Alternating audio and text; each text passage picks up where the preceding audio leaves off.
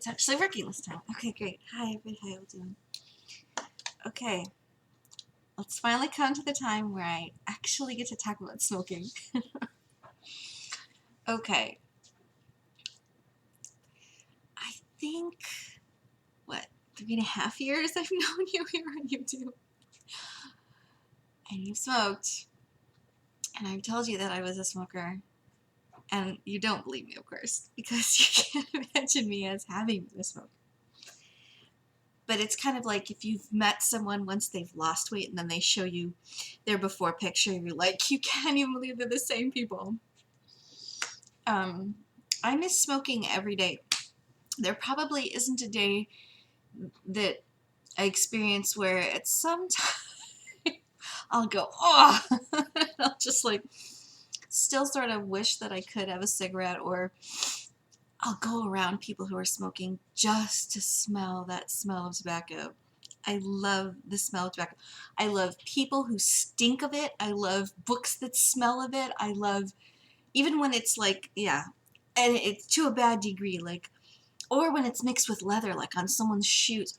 I'm crazy for it. I don't know why. Maybe because I miss it so bad or something. I don't know. And they say that it takes as many years to quit as you did smoke. So, yeah. Okay. I quit probably so many different times in my life, and I'm never assured of the fact that I'm not going to start again. And I'd say about a week and a half ago, 2 weeks, I almost did start smoking again. And yeah. So I just sort of got through another section of my life where I didn't smoke again. So it's been probably, well, almost 4 years now since I've had a cigarette. Right before I got pregnant with Jasper, I was still smoking.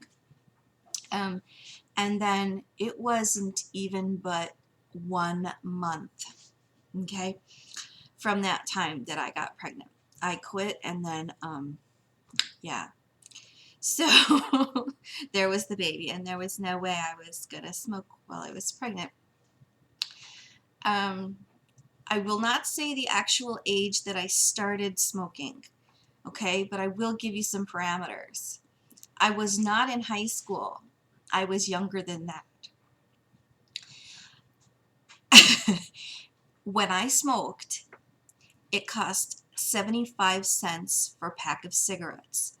And if I had $1, I could buy gum that would cover my breath, I thought, right, after I would buy the cigarettes. And there was one grocery store where I could go to, and I would just say I was buying them for my mom, and they were like, okay. And I could get away with buying a pack of cigarettes. And there were other places where I could go where they just did not care. So if I didn't buy it, I would just go to a machine, and somehow that would work. Or, I don't know. Then when I moved from Chicago, I don't know, somebody would always get them. When I was in high school, even though, they were still smoking lounges, and I was so weird about it. There was a restroom that was across the way from the smoking lounge, and I would go into the bathroom there to smoke, but I would not go into the lounge. But I think it was because I was still, you had to be a junior, and I was still a sophomore. So that's probably why I didn't go. But I was still smoking in the bathroom. And yes, even with all of my singing, I still did it. And yes, even as a high soprano, and I still did it. It didn't bring my voice down, but it did make, well, I can talk about how you sing over smoking, but it's not really a good skill to build, but I did learn how to do that. It certainly never made my asthma any better. So as an adult, definitely in college, smoke like a stack, smoke. But even younger, more when I was doing a lot of productions, I remember just absolutely chain smoking during certain productions that were very stressful. And I remember clove cigarettes, which they say like builds these holes in your lungs that are like the size of golf balls or whatever. And I remember, you know, those were incredibly harsh. And I would always smoke like the most harsh, awful cigarette that I could. My brother used to roll his own cigarettes. And so I got used to like filterless ones too, like Camel filterless ones. But then there were other times where I smoked like Marlboro Lights and junk like that. But yeah, I was, yeah, not good. So anyways, I remember smoking definitely in my freshman year of college. And I remember waking up in the middle of the night to smoke because I could not sleep through the entire night without waking up to have a cigarette. So yeah, that was bad. Then my sophomore year, or my second year, I guess it wasn't really sophomore yet, of college, I was back at home. So I kind of was smoking, but certainly not as much. And I probably had quit by the time I went further down into Indiana. Once I left there and I went to California, I was smoking on and off kind of socially, but then definitely I would go through times where I was like really, really, really, really smoking again. Then I had moved to Indiana. Excuse me, I moved to Alaska. I smoked when I first moved there. I smoked on and off, but then when I was pregnant with my first son, who's 16 now, I didn't smoke. I smoked in between the children though, and I would just start up again and not be able to stop. And okay, then I had the second child.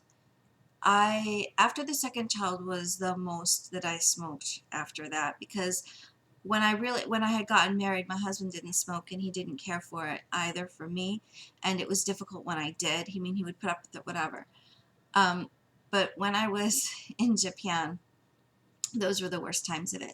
There's such a lax view of smoking over in Japan, but it's very easy to smoke anywhere. Like right in a restaurant, you can get cigarettes everywhere. I used to smoke apple flavored cigarettes. I mean, it's just like bizarre stuff. Um, I was smoking and smoking and smoking. I was walking around and smoking like in open air markets and stuff. And my kids saw me smoke quite a lot. And that started to upset me because I knew that I didn't want that. And I remembered watching my mom smoke and that she had said that she didn't want to. And my stepmother did smoke and my father did smoke. And my father was the first one to quit in our family. And I remember, you know, like how hard that was for him and how then it encouraged my stepmom to quit too. So that was good. But I did remember like watching my mom smoke was really, I don't know, it made me think that I could smoke. And then that's exactly what happened. So I knew that when my kids were watching me smoke that was, you know, not something I wanted to do any longer or whatever. So I decided that I was going to, you know, quit. So I was going to go back to doing yoga. And that's how I became a yoga teacher, actually. I quit so that I used yoga to help me quit. And then I was doing so much yoga, I became an instructor. So I thought, okay, now, you know, I'll never have to worry about it again. Oh, so terribly, terribly, terribly wrong I was. When I left Japan, I didn't get another yoga job. And instead, I got a job as a psych tech. A lot of people there smoked, you know, whether they were people who worked there or the clients that we worked with. And the job was very conducive with smoking. And I absolutely puffed away the whole 3 years that I was there. And especially more when my husband would be out in the field. Because late at night, that is the worst time. That's another time when I'm like, oh, I wish I was out on the porch smoking. Just because it's so beautiful to look outside and look at the moon or what have you, feel the air out there. So I smoked a lot. And then the last time that he went out and came back, I knew I didn't want him to come back to me smoking. So I quit within a week of him coming back, I'd say, if not had before. So then I got pregnant and now I haven't smoked since then, but that doesn't mean that, you know. So I kind of skipped over the part in Japan that really kind of made my husband mad at me for smoking.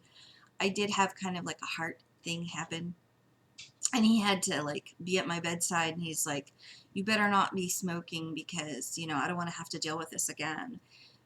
So that's probably kind of one of the reasons why when he was gone I would, but he still knew I was when he was there when I was smoking as a psych tech. So I kind of do really actually have like a physical reason I shouldn't be smoking for, let alone having kids and everything else. Yeah, it's pretty, you know, okay. But like I said, that doesn't mean that at any time I couldn't. And I've even been through like quit classes and stuff like that. To actually do it, because like people always want to know how did you do it. It wasn't like force of will. I used some homeopathics to make it easier, and it did. But you really just have to find other things to do, and you have to get over the hump, and like just whatever, like with anything, you know, if you've gotten into habit of something that you change or whatever. So yeah, I still miss it. I vicariously smoke through certain other people too, which probably isn't good for them. Like whenever I watch somebody, especially my, you know, like you, when you're vlogging and you're smoking, and I'm like, oh, you know, I want to like pull up and have some tea and smoke with you too. But it's not going to happen.